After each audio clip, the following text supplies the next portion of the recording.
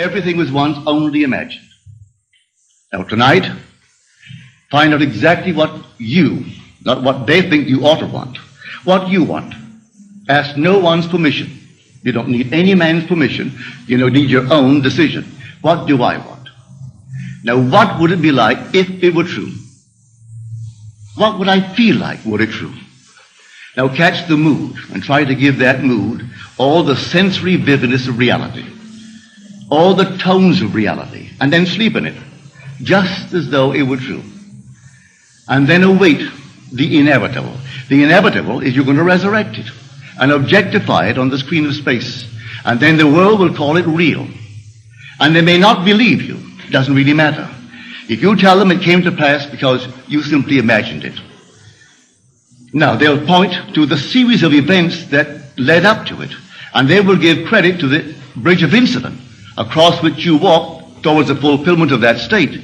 And they'll point out some physical thing that was the cause. No, the cause is invisible, or the cause is God. And God is invisible to mortal eye. Who knows what you're imagining?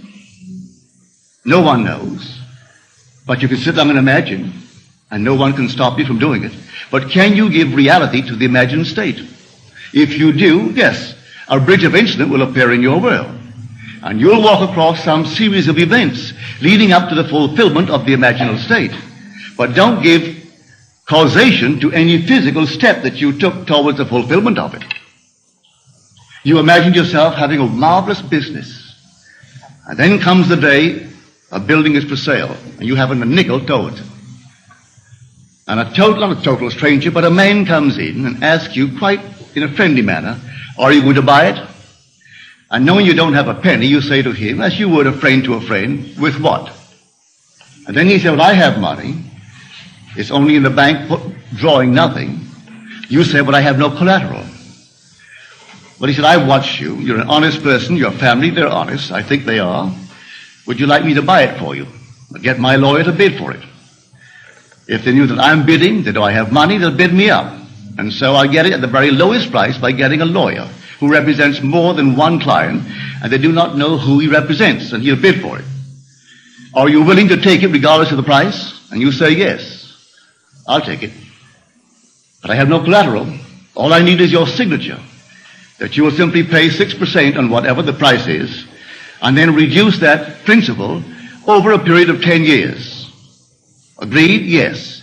But then sign this, and we'll see if we can buy it. That day, you owned the building. And you didn't have one nickel when you owned the building that day. You only had your signature on a piece of paper. At the end of 10 years, you repaid the man his principal. You reduce it every year, paying him 6% on the remaining principal, and reduce the entire thing at the end of 10 years. That man dies 20 years later and leaves you $150,000 in cash, tax-free, and a couple of homes and many personal belongings. In the meanwhile, you continue in that business, and it multiplies and multiplies. And that year was 1922, 1924. This is now 1968. That building, I'm speaking factually, that building in 1924 is now gone. He paid only $50,000 for it. It was repaid and repaid. A bank 3 years ago bought the property, because the building was rotted, bought the property for $840,000 in cash and no capital gain. From $50,000 to $840,000. In the meanwhile, the business has expanded into all the other islands, so that today you couldn't buy them out for $15 million. All in imagination. And this goes back to the imagination that preceded this man's offer to buy the building. For the young man seeing this building and entertaining a thought that the present owners deceived his father, and through deception got him out of a partnership, a junior partnership. And he was moved not to get even, but to prove that he really had something within him and could be a success in spite of their deception. And so every day he would see on that marquee not their name, but his own family's name. And he would see it in his mind's eye, because you could not take their name and transliterate it and make it spell this man's family's name. But he saw it. And in his mind's eye, he saw that name, which, if true, would imply the family owned it. He did it every day, twice a day, for 2 years. And then came this sudden, out of the nowhere.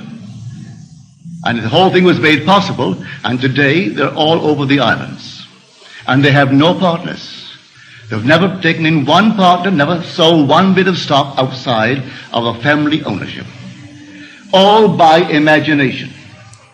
Now, I know what I'm talking about because I'm a member of that family. I'm speaking of my own family. This is not hearsay. I know it. My second brother, Victor, was the one in whose imagination this whole thing began to bloom.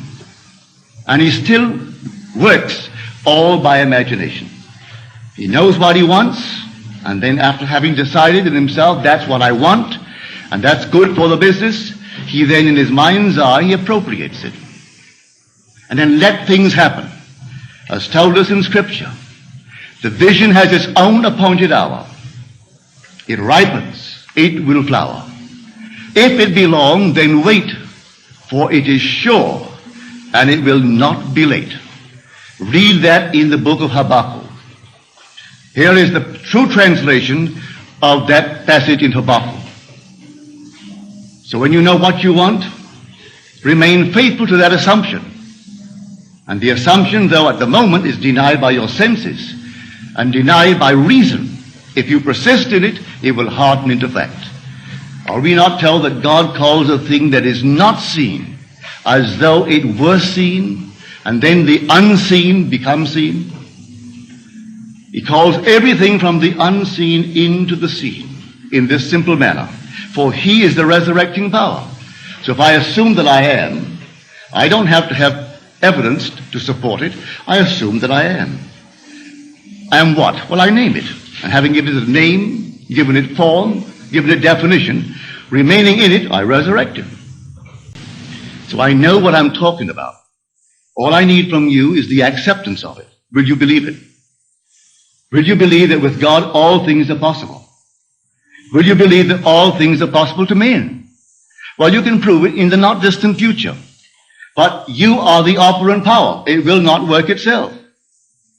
If you dare to assume this very night that you have a better job than you now hold, or that you have a larger income, you may be fired tomorrow.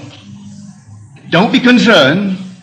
On reflection, you'll see it was necessary to move you towards the fulfillment of your assumption. You could be fired. And I wouldn't bat an eye if you told me tomorrow, well, I did what you told me. You know what happened? I was fired. I have seen that. It takes someone to fire you to get you into a better job. I have seen that time and again. I wouldn't go out and quit the job. You may be promoted in the job, or you may be invited by some other concern that is competitive to join them. I do not know how it happens. I only know if you remain faithful to the assumption, it's going to happen. And you're going to be promoted towards the fulfillment of the state that you have dared to assume that is yours. I could tell you unnumbered stories along this nature. So here I say, dwell in the end. The end is where we begin. For if I've seen my name on the marquee, that's the end.